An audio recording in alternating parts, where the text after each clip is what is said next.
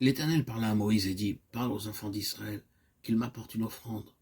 Vous la recevrez pour moi de tout homme qui la fera de bon cœur. » Exode 25, 1 et 2. Pour son œuvre ou pour son sanctuaire, Dieu n'acceptera jamais une offrande faite par la contrainte ou avec un mobile impur. Je voudrais vous poser une question. Connaissez-vous le secret de donner à Dieu tout ce que vous avez joyeusement et sans retenue? Savez-vous donner à Dieu ce que vous avez de meilleur?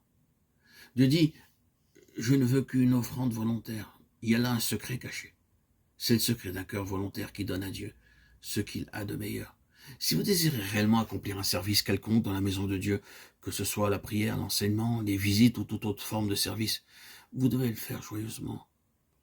Ne pensez pas que Dieu désire pour son œuvre l'argent que l'on mendie et que l'on obtient par contrainte. Dieu n'utilise jamais un tel argent. Les hommes peuvent l'accepter, mais pas Dieu. Il le méprise, car c'est une offrande volontaire et joyeuse que Dieu veut. Vous devez donner selon ce que le Saint-Esprit vous indique.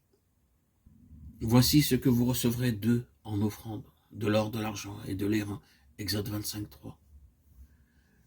Quelle est la signification spirituelle de l'or, de l'argent, de l'airain et du bois de Sittim? Et pourquoi Dieu demanda-t-il ces matériaux? L'or parle de la nature divine. Nous avons tous besoin de sagesse, de la force, de la connaissance divine.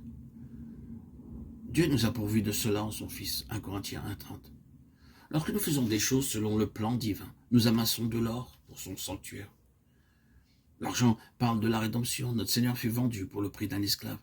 Il donna sa vie pour nous sauver. Partout où vous voyez l'argent dans le tabernacle, il parle de la rédemption, du prix que dut payer notre Seigneur pour nous sauver. Lorsque nous naissons de nouveau, nous devenons la possession rachetée du Seigneur Jésus-Christ. Nos esprits et nos corps lui appartiennent, car nous avons été rachetés à grand prix. 1 Corinthiens 6, 20.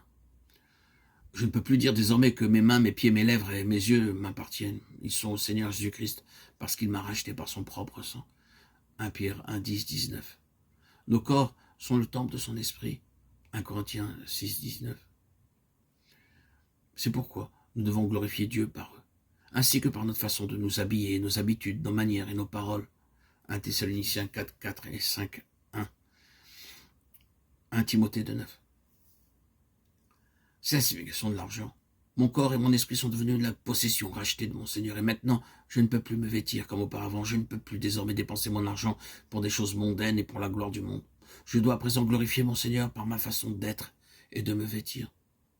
C'est le privilège de chaque croyant d'apporter ainsi de l'argent dans la maison de Dieu. L'airain parle du jugement. Ceux qui regardaient au serpent d'airain reconnaissaient par là qu'ils étaient responsables de leur désobéissance et de leur mort.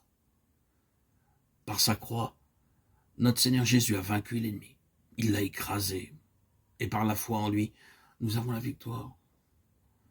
L'or parle de la nature divine, l'argent du prix de la rédemption acquise par notre Seigneur pour nous, tandis que l'airain parle du jugement que le Seigneur endurera en notre faveur. Il nous est commandé à tous de rassembler ces matériaux pour les lui apporter.